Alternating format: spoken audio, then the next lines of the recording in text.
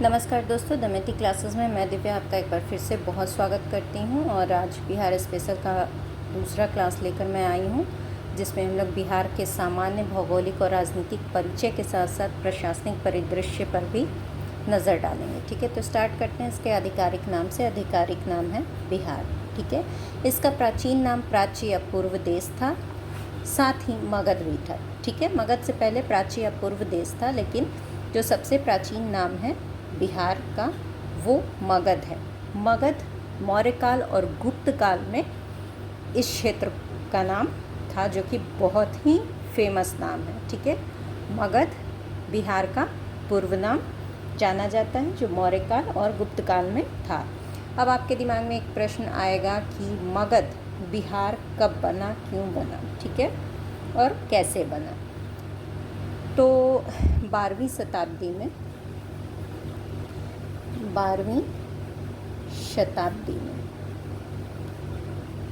जब मुस्लिम शासकों ने इस क्षेत्र में बौद्ध विहारों, जिसको कि बौद्ध मठ, विहार का अर्थ होता है मठ, ठीक है, तो बौद्ध मठ या बौद्ध विहारों की बहुतायत के कारण इसका नाम बिहार रखा था 12वीं शताब्दी में। ठीक है, मुस्लिम शासकों ने मगध का नाम बिहार कर दिया। ठीक है, अब इसकी राजधानी देखते हैं, तो राजधानी पटना है। ठीक है, पटना, जिसका प्राचीन नाम है पाटलिपुत्र या पाटलिपुत्रा।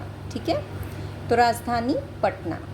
ठीक है, वर्तमान में आधिकारिक नाम बिहार है, राजधानी इसकी पटना है। ठीक है, अब जो पटना शहर है, ठीक है, उसकी स्थापना किसने की थी, ये क्वेश्चन आता है, इसलिए यहाँ मैंने इसको भी पॉइंट आउट किया है। ठीक है, तो पटना शहर के संस्थापक उदयन या उदयन, ठीक है, या उदयभद्र भी कहीं कहीं है, वो आप ऑप्शन में देखोगे, आप खुद ही समझ जाओगे कि हाँ उदयन। ठीक है, ये हर्यक वंश के शासक थे। ठीक है, हर्यक वंश की स्थापना किसने की थी, बिंबिसार ने। बिंबिसार ने हर्यक वंश की स्थापना की थी। इनके पुत्र हुए थे अजातशत्रु, और अजातशत्रु के जो पुत्र थे उदयन, उन्होंने 5वीं शताब्दी ईसा पूर्व में लगभग 561 ईसा पूर्व में, ठीक है, पटना माफ़ करें, गंगा और सोन नदी के संगम पर पाटलिपुत्रा के नाम से राजधानी स्थापित की थी। ठीक है, अब कहीं कहीं शेर शाह सूरी का भी नाम देता है। ठीक है, शेर शाह सूरी ये भी नाम देता है पटना के संस्थापक के रूप में। ठीक है, तो यहाँ एक चीज़ आप अपने माइंड में क्लियर कर ले कि पटना की जो स्थापना थी वो उदयन ने ही की थी।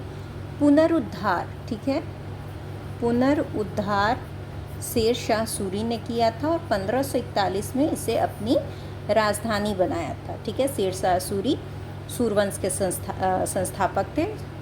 सूरवंश 1540 से 45 5 वर्षों तक रहा था। इसमें 1541 में शेर शाह सूरी ने पटना का, यानी पाटलिपुत्रा का, तत्कालीन पाटलिपुत्रा का पुनरुद्धार किया था। ठीक है, तो संस्थापक कभी भी उदयन ही माने जाएंगे। यदि ऑप्शन में उदयन नहीं देता है और शेर शाह सूरी देगा, तो हम लोग वहाँ से शेर शाह सूरी पिक करेंगे, क्योंकि ऐसे केस में बीपीएससी ज़रूर ये पुनरुद्धार के केस में संस्थापना को देख रहा है। ठीक है, उदयन नहीं होगा तब।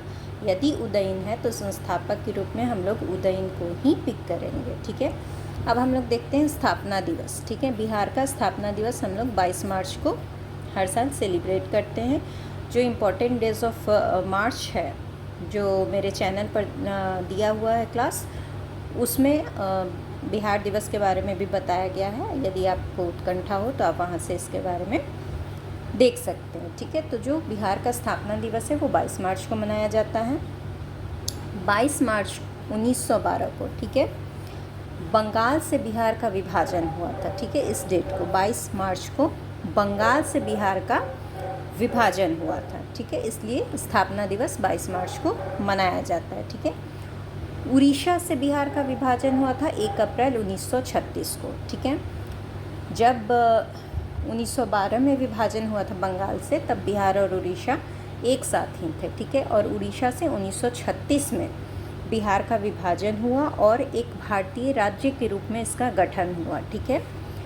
एक चीज़ यहाँ ध्यान देंगे, गठन, ठीक है, गठन हुआ था 1936 में एक भारतीय राज्य के रूप में, ठीक है,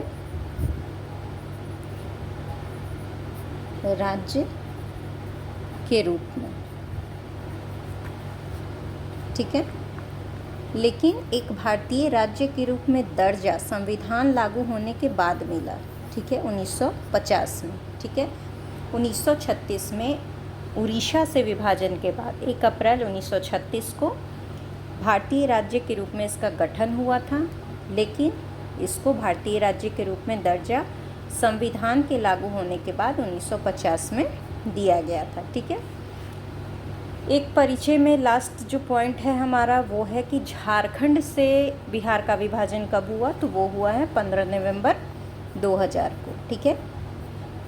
15 नवंबर 2000 को झारखंड से बिहार का विभाजन हुआ है। तो ये एक बिहार के बारे में एक सामान्य परिचय से हमने स्टार्ट किया है। अब हम लोग नेक्स्ट इसका भौगोलिक परिचय देखेंगे।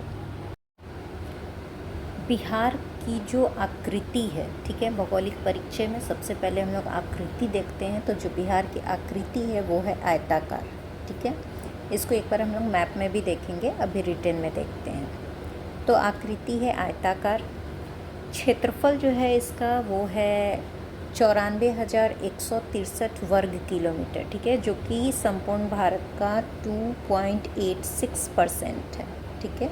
संपूर्ण भारत के क्षेत्रफल का 2.86% जो है वो बिहार का क्षेत्रफल है। कितना है? 94,163 वर्ग किलोमीटर, ठीक है। अब देखते हैं कि क्षेत्रफल की दृष्टि से बिहार का सबसे बड़ा ज़िला कौन सा है, तो वो है पश्चिम चंपारण, ठीक है। बिहार की जो सीमाएं हैं उसके बारे में भी वीडियो एक द मेहंदी क्लासेस पे डाला हुआ है, लिंक मैं डिस्क्रिप्शन में डाल दूँगी। आप वहाँ से जो बिहार की चौहद्दी है, जो सीमाएं हैं, उसको ज़रूर देखिएगा, वो बहुत ही इम्पोर्टेंट क्लास है, ठीक है। तो यहाँ हम लोग देख लेते हैं क्षेत्रफल की दृष्टि से जो सबसे बड़ा ज़िला है वो है पश्चिम चंपारण, और क्षेत्रफल की दृष्टि से ही जो सबसे छोटा ज़िला है वो शिवहर है, ठीक है। अभी इसको हम लोग मैप में अच्छे से समझेंगे, ठीक है। तो सबसे बड़ा ज़िला जो क्षेत्रफल की दृष्टि से है वो पश्चिम चंपारण, और सबसे छोटा ज़िला जो शिवहर की क्षेत्रफल की दृष्टि से है वो शिवहर है। जनसंख्या से भी हम लोग देखेंगे, वो नेक्स्ट टाइम देखेंगे, ठीक है। अभी हम लोग क्षेत्रफल की दृष्टि से देख रहे हैं, ठीक है। जनसंख्या की दृष्टि से बिहार का तीसरा स्थान है, ठीक है, और क्षेत्रफल की दृष्टि से बिहार 12वें स्थान पर है, ठीक है। 12वां स्थान है बिहार का। तो आगे देखते हैं इसका हम लोग लैटिट्यूडनल एक्सटेंट पहले देखते हैं, ठीक है। अक्षांशीय विस्तार, जो अक्षांशीय विस्तार है बिहार का वो 24 डिग्री 20 फीट 10 इंच से 27 डिग्री 31 फीट 15 इंच उत्तरी अक्षांश है, ठीक है। उत्तरी अक्षांश और पूर्वी देशांतर, ठीक है, ये चीज़ हमेशा ध्यान रखेंगे ऑप्शन में कि जो बिहार है वो उत्तरी और पूर्वी, मतलब उत्तरी अक्षांश और पूर्वी देशांतर में ही स्थित है। इनफैक्ट बिहार ही जो है वो हमारा इंडिया जो है हमारा वो उत्तरी अक्षांश और पूर्वी देशांतर के बीच ही स्थित है, ठीक है। तो बिहार भी हमारा उत्तरी अक्षांश और पूर्वी देशांतर के बीच स्थित है। अक्षांशीय विस्तार जो है इसका लैटिट्यूडनल एक्सटेंट वो है 24 डिग्री 20 फीट 10 इंच से 27 डिग्री 31 फीट 15 इंच, ठीक है। अब जो लॉन्गिट्यूडनल एक्सटेंट है जिसको देशांतरीय विस्तार कहते हैं वो है 83 डिग्री 19 फीट 50 इंच से 88 डिग्री 17 फीट 40 इंच, ठीक है, पूर्वी देशांतर, ठीक है। अक्षांश हमेशा उत्तरी होगा, भारत का हो या बिहार का, और देशांतर हमेशा पूर्वी होगा, चाहे भारत का हो या बिहार का, ठीक है। तो ये यहाँ डेटा है। अब बिहार की जलवायु, ठीक है। तो बिहार की जलवायु कैसी है? उपोष्ण कटिबंधीय है, ठीक है, जिसको CWG से हम लोग डिनोट करते हैं। जलवायु कैसी है? उपोष्ण कटिबंधीय। कहीं कहीं उष्ण कटिबंधीय भी दे रखा है, जो कि गलत है। आप हमेशा ध्यान रखेंगे उपोष्ण कटिबंधीय, ठीक है। मतलब क्या होता है कि हर तरह की जलवायु है यहाँ, गर्मी सर्दी सब तरह की जलवायु, तो उपोष्ण कटिबंधीय है, ठीक है। अब बिहार में 38 ज़िले हैं, ठीक है। इनमें से जो कुछ क्वेश्चंस बनते हैं एग्ज़ाम में आने वाले वो हम लोग देख लेते हैं। सर्वाधिक वर्षा होती है किशनगंज में, सबसे कम वर्षा होती है औरंगाबाद में। बिहार का सबसे गर्म ज़िला और ठंडा ज़िला दोनों ही हम लोग गया लेंगे, ठीक है, गया ही है सबसे गर्म ज़िला। गर्मी में सबसे गर्म ज़िला कौन सा होगा? अब गर्मी में ठंडा तो नहीं होता है, तो उस हिसाब से लोग कंफ्यूज हो जाते हैं कि दोनों ही गया ही क्यों होगा। तो गर्मी में जो सबसे गर्म ज़िला हो जाएगा वो गया होगा, और ठंड में जो सबसे ठंडा ज़िला होगा वो गया हो जाएगा, ठीक है। अब सबसे उत्तरी ज़िला, ठीक है, सबसे उत्तरी ज़िला बिहार का पश्चिम चंपारण है, सबसे दक्षिणी ज़िला गया है, सबसे पश्चिमी ज़िला कैमूर है, और सबसे पूर्वी ज़िला किशनगंज है। इसको एक बार हम लोग मैप में देख लेते हैं। तो ये हमारा बिहार का मैप है, ठीक है। इसमें जो इसकी आकृति है वो हम देख सकते हैं, अप्रॉक्स आयताकार है, ठीक है। पूर्व से पश्चिम, ठीक है, पूर्व से पश्चिम, ये हमारा नॉर्थ है, ठीक है, ईस्ट है, ये हमारा वेस्ट है, और ये साउथ है, ठीक है। इसकी जो भौगोलिक सीमाएं हैं, इसका वीडियो क्लास अपलोडेड है चैनल पे, आप वहाँ से देख सकते हो। तो पूर्व से पश्चिम जो इसकी लंबाई है वो 483 किलोमीटर है, और नॉर्थ से साउथ जो इसकी लंबाई है, जो लेंथ है, वो है 345 किलोमीटर, ठीक है। ध्यान रखेंगे, पूर्व से पश्चिम 483 किलोमीटर और नॉर्थ से साउथ 345 किलोमीटर, ठीक है। अब जो इसमें 38 ज़िले हैं, ये आपको अच्छे से दिख रहे हैं। आप पॉज करके वीडियो एक बार अच्छे से इसको देख सकते हैं, रीड कर सकते हैं, ठीक है। यहाँ हम लोग देखते हैं कि जो हमारा सबसे उत्तरी ज़िला है, ठीक है, वो है पश्चिम चंपारण, ठीक है। सबसे नॉर्थ में पश्चिम चंपारण है, और ये पश्चिम चंपारण यहाँ यूपी और इधर नेपाल से सीमा साझा करता है, ठीक है। सबसे ईस्टर्न हमारा जो ज़िला है वो है किशनगंज, ये अपनी सीमा नेपाल और इधर पश्चिम बंगाल से साझा करता है, ठीक है। सबसे जो हमारा साउथ का जो साउदर्न मोस्ट ज़िला है वो गया है, ठीक है। गया झारखंड से लगती है, ठीक है। और सबसे पश्चिमी ज़िला हमारा कैमूर है, कैमूर यूपी से लगती है, ठीक है। कैमूर अपना सीमा जो है वो यूपी से साझा करती है, ठीक है। और इसमें यहाँ पर शिवहर है, ठीक है। शिवहर क्षेत्रफल की दृष्टि से सबसे छोटा ज़िला है, ठीक है। हम लोग देख पा रहे हैं सबसे छोटा यहाँ पूर्वी चंपारण और सीतामढ़ी के बीच में है, जो मुजफ्फरपुर से भी रिलेट कर रहा है। और सबसे बड़ा ज़िला हमारा पश्चिम चंपारण है, ठीक है, क्षेत्रफल की दृष्टि से, और सबसे छोटा शिवहर है, ठीक है। तो मैप में थोड़ी बहुत चीज़ें हम लोगों ने देखी हैं, इसको आप पॉज करके ज़रूर से अच्छे से पढ़ें, कौन सा ज़िला कहाँ है, ये आपको एक बार अंदाज़ा लग जाएगा, ठीक है। अब जो लास्ट पॉइंट हमारा आज की क्लास का बचा है वो है राजनीतिक परिचय और प्रशासनिक परिदृश्य, ठीक है। तो इसमें हम लोग देखते हैं कि जो विधानमंडल है, ठीक है, बिहार का जो विधानमंडल है वो द्विसदनीय है, ठीक है। यानी कि विधान परिषद और विधानसभा दोनों ही बिहार में है, ठीक है। विधान परिषद उच्च सदन हो गया यहाँ, और निम्न सदन विधानसभा हो गया, ठीक है। विधान परिषद में सदस्य संख्या कितनी है? 75, यानी 75 सीटें हैं विधान परिषद में, ठीक है। विधानसभा में 243 सीटें हैं, ठीक है। अभी जो राज्य में चुनाव होने वाले हैं अक्टूबर नवंबर में, वो इन्हीं 243 सीटों पे होंगे, ठीक है। तो विधानमंडल जो है द्विसदनीय है, विधान परिषद और विधानसभा दोनों है यहाँ। विधान परिषद में 75 सदस्य हैं और विधानसभा में 243, ठीक है। लोकसभा की जो सीटें हैं बिहार में वो 40 सीटें हैं, ठीक है, और राज्यसभा की 16 सीटें, ठीक है। लोकसभा की 40 सीटें हैं बिहार में और राज्यसभा की 16, ठीक है। ज़िला 38 ज़िले हैं बिहार में। सबसे नया ज़िला जो बना है वो है अरवल, ठीक है, और 39वें ज़िले की बात चल रही है बांका के लिए, ठीक है। तो जो ज़िला है 38 ज़िला है, सबसे नया ज़िला जो बना है वो है अरवल, ठीक है। 9 प्रमंडल हैं, 101 अनुमंडल हैं और प्रखंड या मंडल 534 है।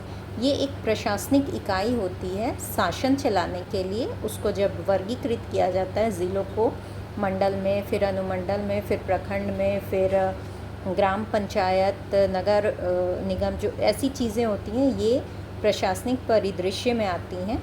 तो जो हमारे लिए इम्पोर्टेंट है वो यहाँ पर हम लोगों ने देखा है। प्रमंडल को एक बार हम लोग अच्छे से समझते हैं। प्रमंडल हमारे जो हैं वो 9 हैं, ठीक है। पटना प्रमंडल, तिरहुत प्रमंडल, सारण प्रमंडल, दरभंगा प्रमंडल, कोसी प्रमंडल, पूर्णिया प्रमंडल, भागलपुर प्रमंडल, मुंगेर प्रमंडल और मगध प्रमंडल, ठीक है। पटना प्रमंडल में 6 ज़िले आते हैं, उनको अभी हम लोग देखेंगे। तिरहुत प्रमंडल में भी 6 ज़िले आते हैं। सारण प्रमंडल में 3 ज़िले आते हैं। दरभंगा में भी 3 ज़िले आते हैं। कोसी में भी 3 ज़िले आते हैं। पूर्णिया प्रमंडल में 4 ज़िले हैं। भागलपुर प्रमंडल में 2 ज़िले हैं। मुंगेर प्रमंडल में 6 ज़िले हैं और मगध प्रमंडल में 5 ज़िले हैं, ठीक है। अब वो ज़िले कौन कौन से हैं, ठीक है, यहाँ पे कलर वाइज किया है मैंने कि समझने में आसानी होगी, ठीक है। तो सबसे पहले जो हमारा पटना प्रमंडल है उसके 6 ज़िले कौन कौन से हैं, ठीक है। पटना है, नालंदा, भोजपुर, बक्सर, रोहतास, कैमूर, ठीक है।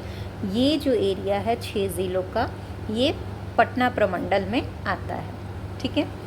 इसके बाद हम लोग देखते हैं तिरहुत प्रमंडल। तिरहुत प्रमंडल में भी 6 ज़िले आते हैं। तिरहुत प्रमंडल में पश्चिम चंपारण, पूर्वी चंपारण, शिवहर, सीतामढ़ी, मुजफ्फरपुर, वैशाली, ये 6 ज़िले जो हैं ये तिरहुत प्रमंडल में आते हैं। सारण प्रमंडल में 3 ज़िले हैं, गोपालगंज, सिवान, सारण, ठीक है। सारण प्रमंडल के ये 3 ज़िले हैं, ठीक है। अब हम लोग नेक्स्ट देखेंगे दरभंगा प्रमंडल। दरभंगा प्रमंडल में भी 3 ज़िले हैं। कौन कौन से? मधुबनी, दरभंगा और समस्तीपुर। ये जो ज़िले हैं 3, ये दरभंगा प्रमंडल के अंतर्गत आते हैं, ठीक है। अब कोसी प्रमंडल। कोसी प्रमंडल में 3 ज़िले हैं। कौन कौन से? सुपौल, सहरसा और मधेपुरा। सुपौल, सहरसा, मधेपुरा, ये कोसी प्रमंडल में आता है, ठीक है। पूर्णिया प्रमंडल में 4 ज़िले हैं। कौन कौन से हैं? पूर्णिया, अररिया, किशनगंज और कटिहार। पूर्णिया, अररिया, किशनगंज, कटिहार, ये चारों ज़िले पूर्णिया प्रमंडल में आते हैं, ठीक है। भागलपुर प्रमंडल में 2 ज़िले हैं, भागलपुर और बांका। भागलपुर प्रमंडल में 2 ही ज़िले हैं, भागलपुर और बांका, ठीक है। उसके बाद आता है हमारा मुंगेर, ठीक है। मुंगेर प्रमंडल में 6 ज़िले हैं। कौन कौन से हैं? खगड़िया, बेगूसराय, मुंगेर, लखीसराय, शेखपुरा और जमुई, ये जो 6 ज़िले हैं ये मुंगेर प्रमंडल में आते हैं। अब लास्ट हमारा जो मगध प्रमंडल बचता है, ठीक है। मगध प्रमंडल में 5 ज़िले हैं। कौन कौन से हैं? अरवल, औरंगाबाद, जहानाबाद, गया, नवादा, ठीक है। अरवल, औरंगाबाद, गया, जहानाबाद और नवादा, ये 5 ज़िले जो हैं ये मगध प्रमंडल के अंतर्गत आते हैं। तो दोस्तों, इसके साथ मैं आज की क्लास को विराम दे रही हूँ। आपको इस क्लास से बेनिफिट ज़रूर मिलेगी, ऐसी मैं आशा रखती हूँ। तो आप ज़रूर पढ़ें इसे और अपना ध्यान रखें। नेक्स्ट वीडियो में मैं जल्दी आपके साथ मिलती हूँ, तब तक अपना ध्यान रखिए। नमस्कार।